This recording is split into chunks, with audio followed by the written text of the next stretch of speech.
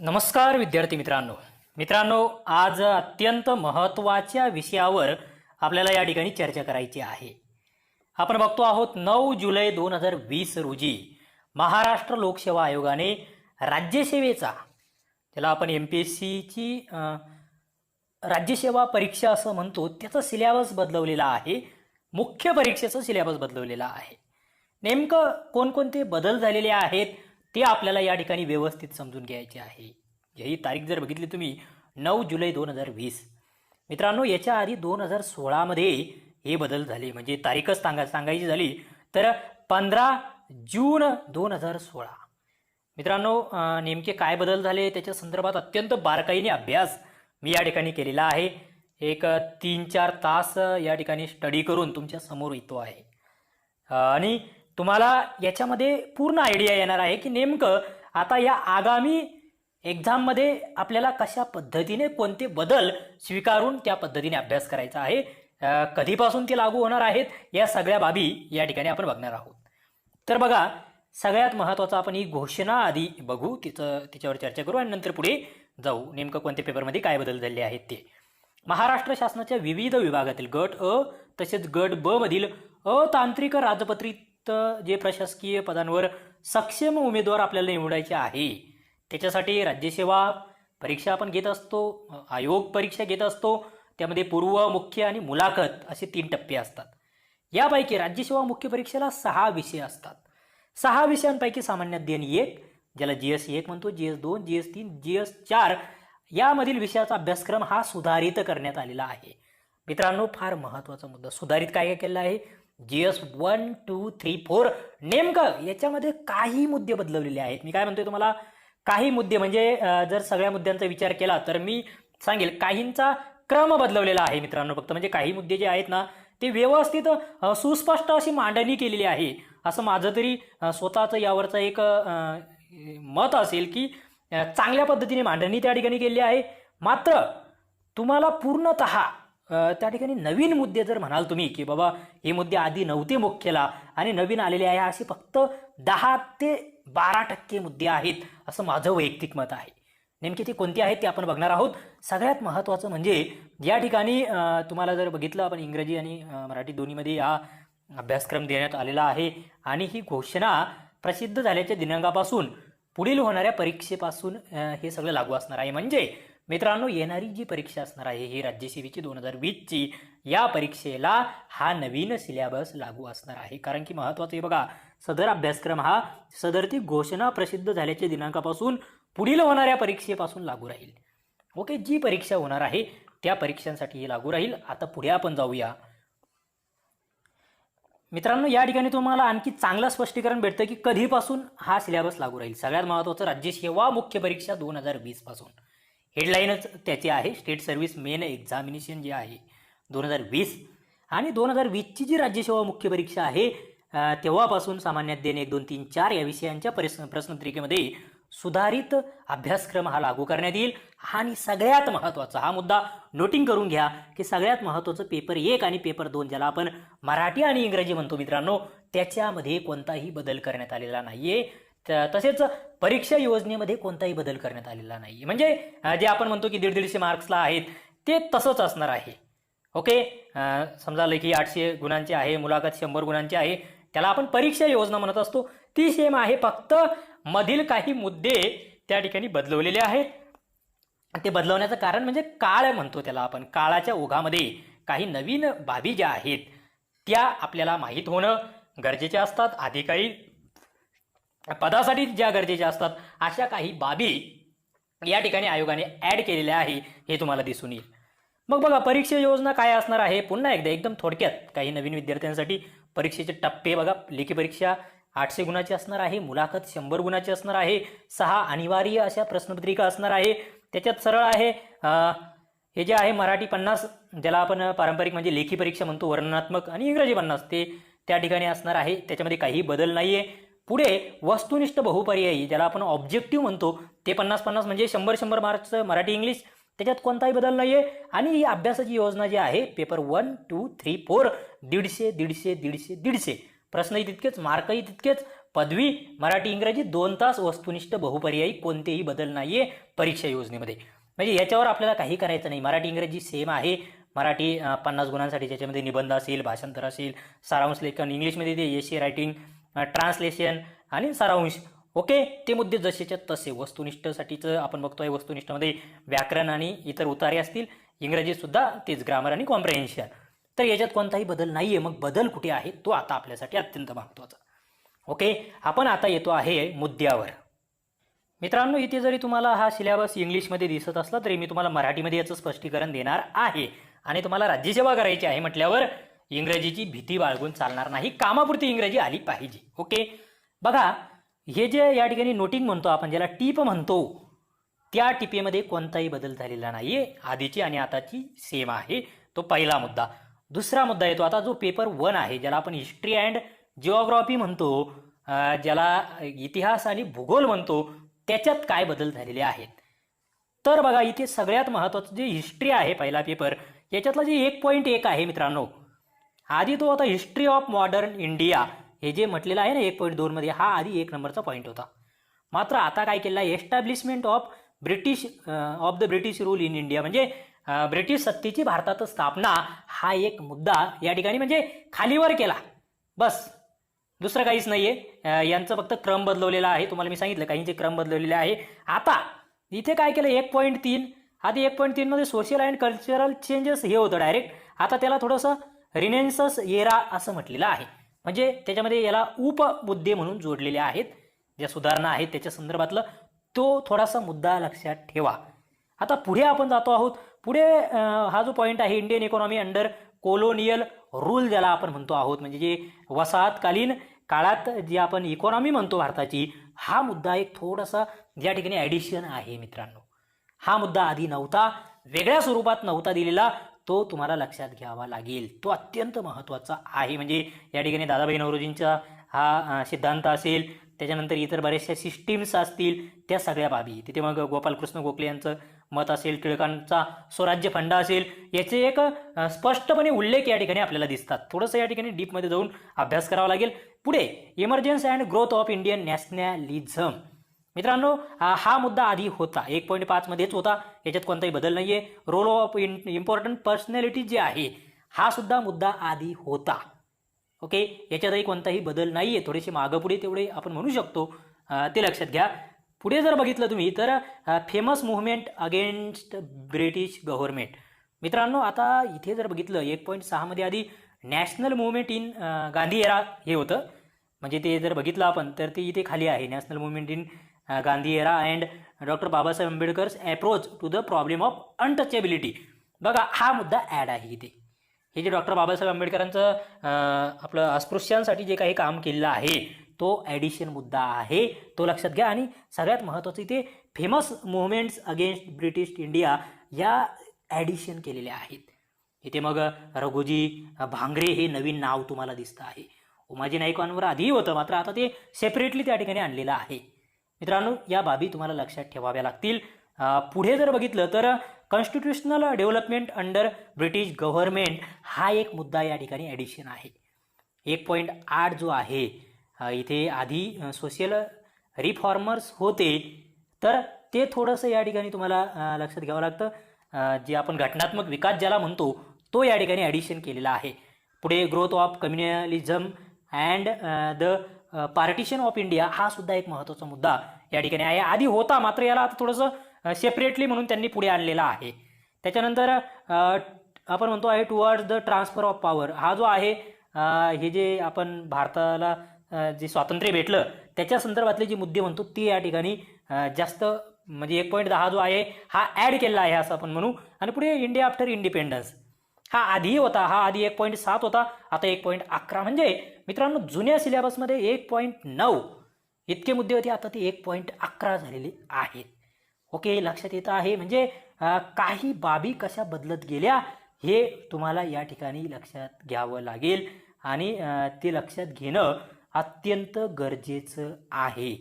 मित्रांनो, पुढे जर गेलं 111, 112 आणि 13 याच्यात सगळ्यात महत्त्वाचं, 111 मी आधी म्हटलो, 112 आणि 13 याच्यामध्ये इथे अपडेट्स आहेत. आधी जे रिफॉर्मर्स होते, ओके, आता त्यांच्यामध्ये वाढ झालेली आहे, त्यांच्यात वाढ झालेली आहे. म्हणजे तुम्ही इकडे जर बघितलं तर तुम्हाला हे कर्मवीर भाऊराव पाटील असेल, या आधी होते, कर्मवीर भाऊराव पाटील होते, लवजी साळवे सुद्धा होते, नाना पाटील सुद्धा होते. मात्र यामध्ये हे जे तुम्ही बघताय संत गाडगे बाबा असेल, बाबा आमटे असतील, तुकडोजी महाराज असतील, सेनापती बापट असेल, विष्णुबुवा ब्रह्मचारी असेल, हे नावं या ठिकाणी वाढलेले दिसत आहेत. सीमपरांजपे वगैरे बरेचसे नावं या ठिकाणी वाढलेले आहे. हे तुम्हाला थोडंसं म्हणजे थोडक्यात काय समाजसुधारक जे आहेत त्यांच्यावरील महत्त्व इतिहासाच्या पेपरमध्ये वाढलेलं आहे असं मी म्हणेल.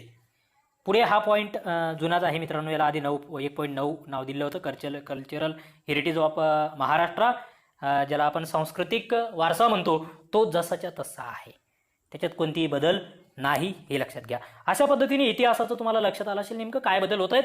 लहान लहान मुद्दे आहेत, थोडेसे ॲडिशन केलेले आहेत. पुढे जिओग्राफीमध्ये सुद्धा मित्रांनो महत्त्वाचे बदल आहेत.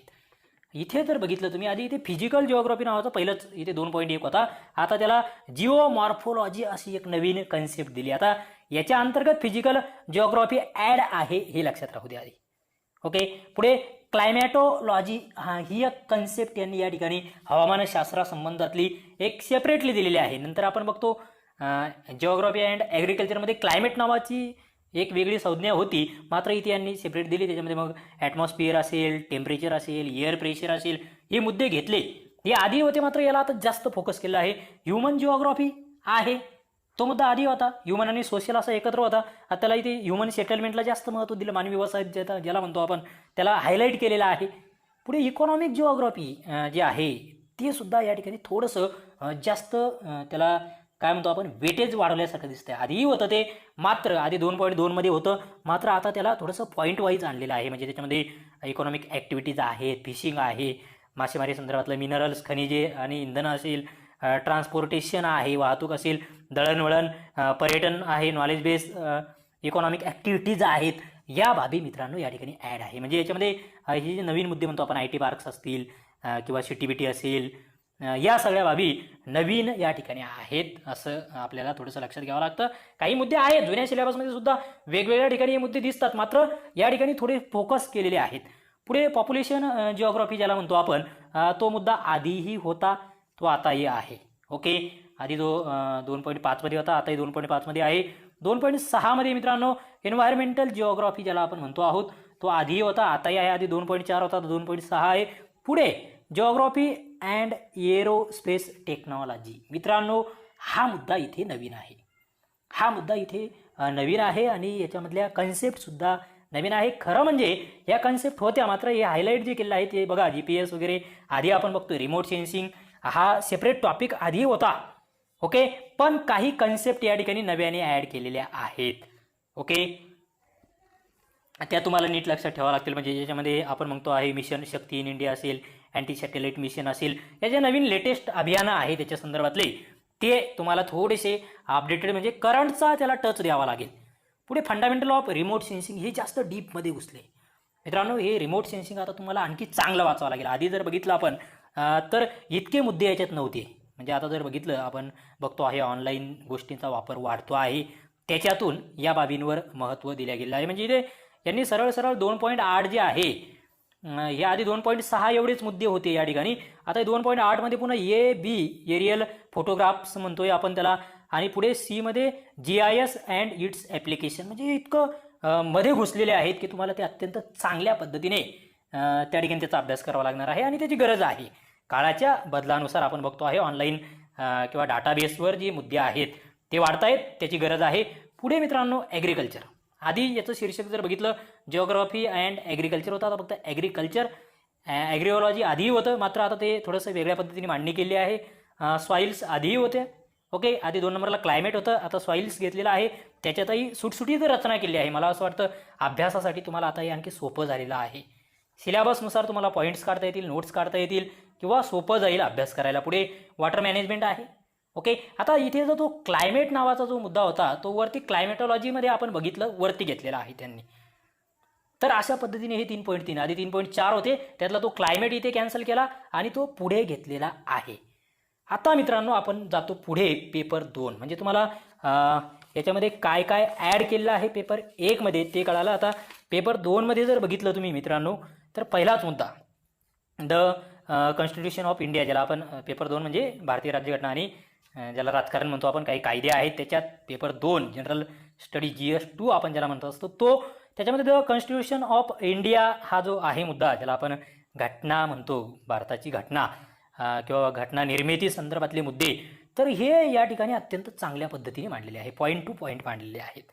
आधी त्याची रचना थोडीशी वेगळी होती. इथे या बाबी ज्या आहेत मित्रांनो, म्हणजे तुम्ही बघता तिथे फंडामेंटल ड्युटीज असेल, याचं स्वातंत्र्य, न्यायालयाचं स्वातंत्र्य असेल, हे मुद्दे आता तुम्हाला म्हणजे एम लक्ष्मीकांत पुस्तकामधून करायला आणखी सोपे झाले. पुढे structure and functions of major commissions and boards, हे बघा हे इथे ॲड केलेलं आहे. हे जे तुम्हाला आयोग आहेत ना महत्त्वाचे, त्यांच्या रचना आणि त्यांचे कार्य हे चांगले करायचे आहे. ज्यामध्ये इलेक्शन कमिशन असेल, UPSC MPSC असेल, त्याच्यानंतर महिला आयोग असेल, मानवी हक्क आयोग असेल, मायनॉरिटीज SC ST आयोग, वॉटर डिस्प्यूट सेटलमेंट बोर्ड्स आहेत, सेंट्रल इन्फॉर्मेशन कमिशन आहे.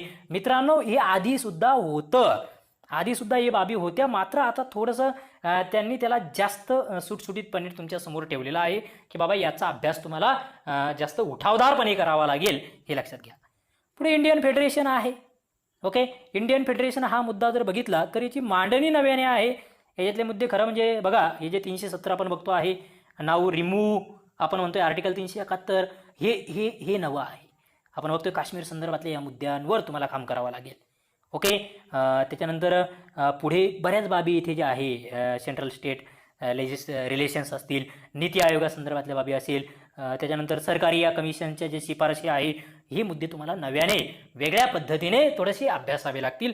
सिलेबस जुन्याला थोडासा नवीन टच आणि ज्याला आपण म्हणतो करंटचा टच तो दिलेला आहे. आणि अत्यंत चांगली बाब आहे ही की आयोग लवकर किंवा कमी वेळेत आपल्या सिलेबसमध्ये लवचिकता आणतो आहे, बदल करतो आहे. भावी अधिकारी चांगले घडवण्याच्या दृष्टिकोनातून या बाबी नक्कीच सकारात्मक आहे. आणि तुम्ही जे विद्यार्थी मित्र राज्यसेवेचा अभ्यास करतात त्यांनी याला पॉझिटिव्ह पद्धतीने पाहिलं पाहिजे, सकारात्मक पद्धतीने पाहिलं पाहिजे.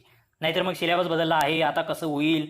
उलट जे नवे विद्यार्थी आहेत त्यांच्यासाठी हे चांगलं आहे. जुने विद्यार्थी जे आहेत त्यांनी आधी विशिष्ट मुद्द्यांचा अभ्यास केला असतो, त्यांनाही काय करायचं आहे, काही मुद्दे ॲडिशन करायचे आहेत. ओके, त्याच्यामुळे याच्यात असं काही परीक्षा अवघड होईल किंवा परीक्षा सोपी होईल अशातला म्हणजे ती चर्चा मला वाटतं निरर्थक आहे आणि वायफळ आहे. पुढे इंडियन पॉलिटिकल सिस्टीम आहे. याच्यावर आधी होतं युनियन एक्झिक्युटिव्ह असेल, युनियन लेजिस्लेचर असेल, हे मुद्दे थोडेसे जास्त ठळकपणे यांनी मांडलेले आहे. आधीही होते ते, परंतु आता त्यांनी स्वतंत्रपणे त्या ठिकाणी दिलेले आहे आणि तो बदल मला वाटतं निश्चितच चांगला आहे.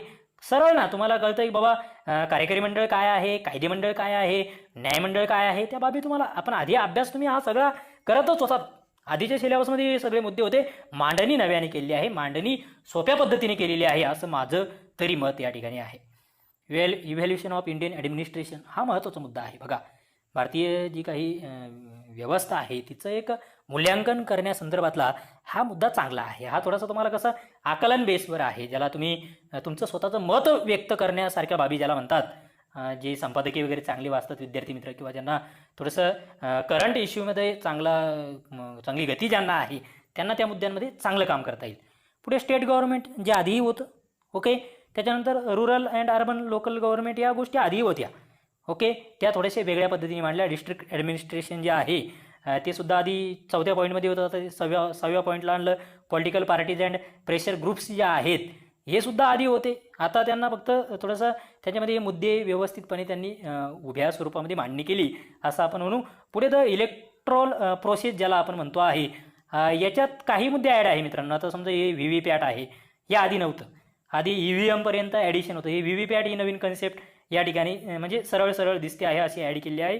पुढे मास मीडिया आहे, आधी द मीडिया असं नाव होतं याला, आता ते मास मीडिया केलं. आधी 8 नंबरचा पॉईंट होता, आता या ठिकाणी तो 9 नंबरचा पॉईंट केला आहे. तिथे मग PCI वगैरे या बाबी आपण आधीही करतच होतो. ओके, त्याच्यामध्ये मग या फेक न्यूज असेल, पेड न्यूज असेल, या बाबी आधीही होत्याच. तर ते मास मीडिया. एज्युकेशन सिस्टीम आधीही होती. ओके, फक्त तिला थोडंसं मुद्देसूद मांडणी केली आहे, याच्यात कोणताही बदल नाही असं मी म्हणेल. ॲडमिनिस्ट्रेटिव्ह लॉज जे आहेत मित्रांनो हे सुद्धा आधी होतं. त्याच्यानंतर महाराष्ट्र लँड रेव्हेन्यू कोड 1966 जो आहे हा या ठिकाणी थोडासा तुम्हाला नव्या पद्धतीने करावा लागणार आहे. ओके, ज्याला आपण MLRC म्हणतो. मित्रांनो, MLRC हा महत्त्वाचा मुद्दा आहे. मी STI आहे आणि मला याच्यात मी काम केलं आहे. कारण की आपण जेव्हा शासनाचे कोणाकडे तरी पैसे थकतात तेव्हा त्याची जमीन त्याच्यावर कब्जा करणे असेल, ती जमीन लिलाव करून विकणे असेल, या सगळ्या बाबी या MLRC ॲक्टमध्ये येतात. 1966चा अत्यंत महत्त्वाचा कायदा आहे. म्हणजे कलेक्टर असेल, तहसीलदार असेल, यांना पॉवर्स असतात त्या की थकबाकी झालेल्या व्यक्तीकडून तो पैसा वसूल करण्यासाठी त्यांची मालमत्ता ताब्यात घेणे ते याच्या अंतर्गत करावं लागतं. महत्त्वाचा मुद्दा आहे, थोडासा प्रॅक्टिकल मुद्दा आहे.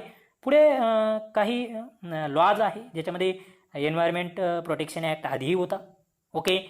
त्याच्यानंतर the right of children to free and compulsory education act 2009. मित्रांनो, हा ॲक्ट या ठिकाणी थोडंसं मला वाटतं नव्याने ॲड आहे. हा ॲक्ट नव्हता आधी जर बघितलं दुसरा डायरेक्ट कंझ्युमर प्रोटेक्शन ॲक्ट होता. पुढे राईट टू इन्फॉर्मेशन ॲक्ट आहे, जे इन्फॉर्मेशन टेक्नॉलॉजी ॲक्ट आधी होता. हा जो अँटी करप्शन ॲक्ट म्हणतोय आपण मित्रांनो, तो आधी होता.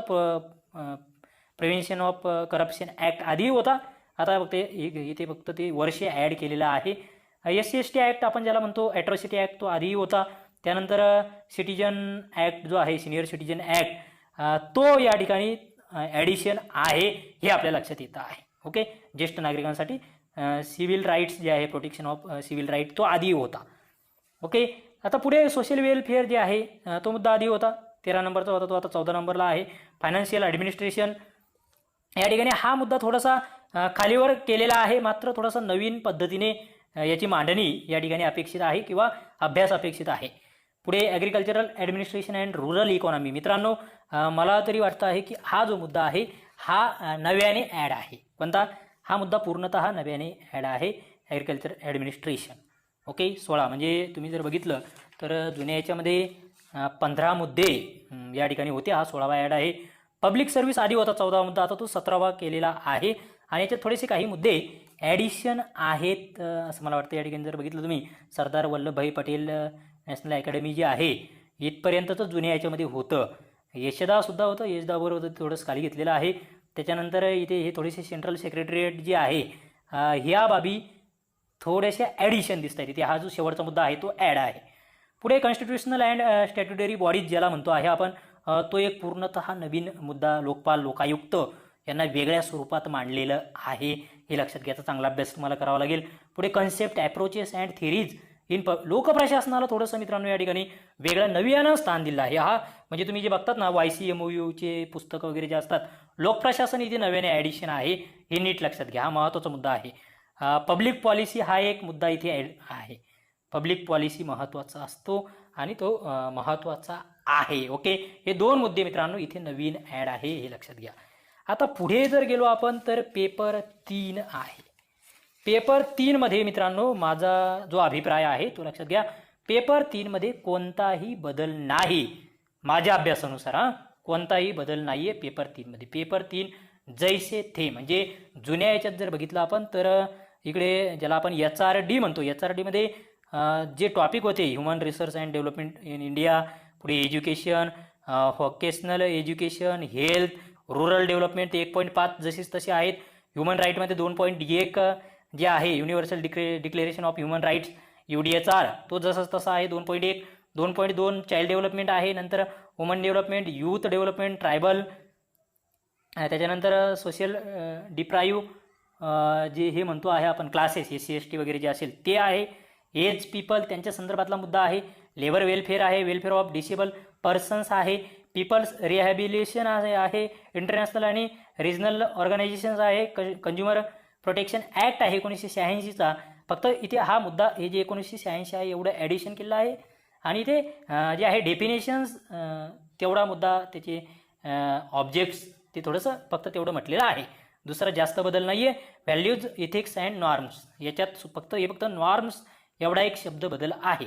मात्र पेपर 3 मध्ये खूप मोठे, म्हणजे एकदम रेअर म्हणतो आपण ज्याला, नसल्यागत बदल त्याला आपण म्हणूया पेपर 3 मध्ये. ओके मित्रांनो, आता पेपर 4 मध्ये काय आहे? पेपर 4 मध्ये थोडे बदल आहे. आता पेपर 4 मध्ये काय केलं त्यांनी, आधी इथे इकॉनॉमी अँड प्लॅनिंग असा 1 नंबरचा टॉपिक होता. आता यांनी काय केलं, मॅक्रो इकॉनॉमिक्स असं त्याला नाव दिलं आहे. त्याच्यामध्ये मग पुन्हा मॅक्रो इकॉनॉमिक्स घेतलं. आधी ते इंडियन इकॉनॉमी इथून सुरुवात होती ती, यांनी आता त्याला मॅक्रो इकॉनॉमिक्स केलं. म्हणजे या ज्या बेसिक कन्सेप्ट आहेत त्या सगळ्या तुम्हाला स्थूल अर्थशास्त्राच्या त्या कराव्या लागणार आहेत. पेपर 4 जो असतो मित्रांनो, त्याच्यामध्ये आपण बघतो की इकॉनॉमी अँड प्लॅनिंग ज्याला आपण म्हणतो आहे, इकॉनॉमिक्स डेव्हलपमेंट अँड ॲग्रिकल्चर, त्याच्यानंतर science and technology development. Okay, तर याच्यामध्ये हा मॅक्रो इकॉनॉमिक्स असा त्याला वर शीर्षक आपण बघतो आहे. पुढे जर बघितलं तुम्ही तर ग्रोथ अँड डेव्हलपमेंट ज्याला आपण वाढ आणि विकास म्हणतो, हे मुद्दे खरं म्हणजे चांगल्या पद्धतीने ॲडिशन केलेले आहेत. आधी होते थोडेसे, याला जास्त फोकस त्यांनी केलेला आहे व्यवस्थित पद्धतीने. ओके, ते लक्षात घ्या. हे आधी 2 मध्ये होते, म्हणजे याला economics of development and agriculture असं म्हणून 2-3 मध्ये हा मुद्दा आधी ॲड होता, तो आता आधी घेतला. पब्लिक फायनान्ससुद्धा आधी होतं. त्याच्यानंतर मनी हा एक थोडासा सेपरेटली यांनी या ठिकाणी मांडलेला आहे. आधी त्याला वेगळं स्थान नव्हतं मनीला, ते लक्षात घ्या. पैशा संदर्भातलं international trade and international capital हा जो टॉपिक आहे तो आधी होता 1.6 मध्ये, तो आता 1.5 केला. पुढे इंडियन इकॉनॉमी मित्रांनो, आता हे यांनी काय केलं, मॅक्रो आणि इंडियन इकॉनॉमी. आता ही इंडियन इकॉनॉमी आधी 1.1 होता, आता त्याला 2.1 मध्ये आणलं. Indian agriculture and rural development जे आहे 1.2 होता, त्याला 2.2 मध्ये घेतलं. पुढे कोऑपरेशन सुद्धा आधी होता 1.4, तो आता 2.3 केला. मॉनिटरी अँड फायनान्शियल सेक्टर जे आहे हा मुद्दा थोडासा नवीन आहे. हा जे आहे तर अशा पद्धतीचं शीर्षक आधी नव्हतं त्या उपमुद्द्याला. पुढे public finance and financial institutions ज्या आहेत या आधी होत्या. ओके, आणि त्या आताही आहे. त्याच्यात उलट ही यादी आता कमी केलेली आहे. आधी जास्त होती ती, आता कमी केलेली आहे. इंडस्ट्री अँड सर्व्हिसेस सेक्टर ज्याला म्हणतो आहे ते आधी होतं, फक्त आता त्याला सेपरेटली मांडलेलं आहे. त्याच्यात जास्त डीपमध्ये तुम्हाला जावं लागेल, म्हणजे ME संदर्भातले असेल हे मुद्दे आता आपण बघतो आहे. थोडेसे सेज वगैरे त्या बाबतीत बरेचसे बदल आहे. पुढे इन्फ्रास्ट्रक्चर डेव्हलपमेंट ज्याला आपण म्हणतो आहे, पायाभूत सुविधा, तो मुद्दा आधी होता, आताही आहे. थोडंसं त्याला नवीन टच देऊन त्या ठिकाणी चांगली मांडणी केली आहे. इंटरनॅशनल ट्रेड अँड कॅपिटल ज्याला आपण म्हणतो आहे, तो मुद्दा आधी 1.6 मध्ये होता, तो आता 2.8 वर केला. इकॉनॉमी ऑफ महाराष्ट्र हा आधी 1.9 होता, तो 2.9 झाला आहे. आणि पुढे आहे मित्रांनो ॲग्रिकल्चर. ॲग्रिकल्चरमध्ये जर बघितलं, 1 नंबरचा मुद्दा जसाच्या तसा होता आधी, ज्याला 2.5 मध्ये ॲग्रिकल्चर होतं, आता ते 2.10 झालं. प्रॉब्लेम ऑफ रुरल जे आहे क्रेडिट संदर्भातले वगैरे ते मुद्दे आधी होते, आता त्याला जरा थोडंसं डीपमध्ये नेलेलं आहे. ओके, इथे जर बघितलं तुम्ही ना याच्यामध्ये थोडंसं, तर NCDC, इनाम या कन्सेप्ट नवीन आहे मित्रांनो, या आधीच्या सिलेबसमध्ये नव्हत्या. पुढे फूड अँड न्यूट्रिशन जे आहे हा टॉपिक आधीसुद्धा होता आणि आतासुद्धा आहे. त्याच्यानंतर शेवटचा घटक येतो या ठिकाणचा सायन्स अँड टेक्नॉलॉजी. इथे आधी फक्त एनर्जी नावाचा टॉपिक होता, इथे आता त्याला एनर्जी सायन्स असं म्हटलं गेलं. पुढे कन्व्हेन्शनल एनर्जी सोर्सेस ज्याला आपण म्हणतो आहे, पारंपरिक असेल अपारंपरिक असेल, ही मुद्दे आधी होते, आताही आहे. कॉम्प्युटर अँड इन्फॉर्मेशन टेक्नॉलॉजी आधी होतं, आताही आहे, त्याच्यात जास्त बदल नाही. स्पेस सायन्स अँड टेक्नॉलॉजी आधी होतं, आधी स्पेस टेक्नॉलॉजी असा शब्द होता, आता स्पेस सायन्स केलेला आहे. Remote sensing and it's application हा मुद्दा इथे ॲड आहे, तो आधी उपमुद्द्यात होता. बायोटेक्नॉलॉजी मित्रांनो आधी जो आहे तो इतका डीपमध्ये दिलेला नव्हता, त्याच्यावर प्रश्न भरपूर यायच्या आधीसुद्धा, मात्र आता त्याला व्यवस्थितपणे त्या ठिकाणी, म्हणजे त्याचं इंट्रोडक्शन असेल, ॲग्रिकल्चरमधलं त्याचं हे असेल, प्लांट इश्यू कल्चर संदर्भातलं असेल, इम्युनॉलॉजी असेल, application of DNA technology in human and animal असेल, व्हॅक्सिन्स असतील, फर्मेंटेशन असेल, बायोथिक्स असेल, बायोसेफ्टी असेल, पेटंट असेल. हा पेटंट हा मुद्दा या ठिकाणी ॲड झालेला आहे, ती लक्षात घ्या. पेटंट संदर्भातल्या बऱ्याचशा बाबी आपण बघतो आहे नव्याने चर्चेत असतात. पुढे इंडिया न्यूक्लिअर प्रोग्राम जे आहे त्याला न्यूक्लिअर पॉलिसी ऑफ इंडिया असं जुनं नाव होतं, ते थोडंसं आता नव्या पद्धतीने या ठिकाणी मांडलेलं आहे. पुढे डिझास्टर मॅनेजमेंट हा आधीसुद्धा 3.6 नंबरचा टॉपिक होता, आताही तोच आहे, मात्र आता थोडंसं नॅचरल डिझास्टर, त्याच्यानंतर man-made disaster, terrorism and accidents हे मुद्दे ॲड झाले. हे ॲक्सिडेंट वगैरे आधी नव्हतं. ओके, त्याच्यामध्ये मग बऱ्याचशा इतर बाबी ज्याला आपण म्हणतो आहे त्या नव्याने ॲड केलेल्या आहेत. मित्रांनो, अशा पद्धतीने हा जो सिलेबस आहे त्याच्यातले हे महत्त्वाचे बदल आहे. आणि मला वाटतं एवढे बदल जर तुम्हाला माहीत झाले तर वेगळं काही असं याच्यामध्ये नाही आहे. थोडेसे मुद्दे ॲडिशन केलेले आहे, मात्र सोप्या स्वरूपाची ही रचना आहे. आणि याच्यातून आता पेपर अवघड होणार आहे किंवा सोपा होणार आहे असं काहीतरी त्याच्यात मला वाटतं वेगळा तर्क लावण्यात काही मजा नाही आहे. तुम्हाला अभ्यास करायचा आहे, जो चांगला अभ्यास करेल तो अधिकारी होईल. चला, सगळ्यांना व्हिडिओ आवडला असेल तर लाईक करा, आपल्या मित्रांना शेअर करा, चॅनलला नवीन असाल तर नक्कीच सबस्क्राईब करा आणि पुढे असेच हे व्हिडिओ बघत राहा.